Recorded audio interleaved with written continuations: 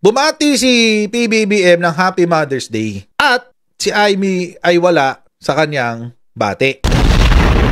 Pagboto niya, mga kababayan, ang kasama niya si Irene at si Madam Imelda. For me, it is interesting na si Amy Marcos ay mag-isa sa kanyang pagboto. Usually kasi ang magkasamang bumoboto si Amy at saka yung nanay niya. What led to this decision? Baka kasi nakakalimutan ni Senator Amy Marcos na yung nanay niya ay Romualdez. Baka nakalimutan din niya na yung kanyang kapatid, ang asawa, ay isang Araneta din.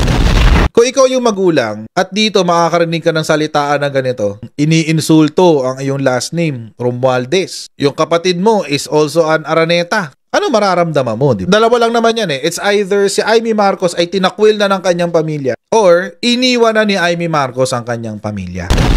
At mas pinili na niya ang pamilyang Dutae.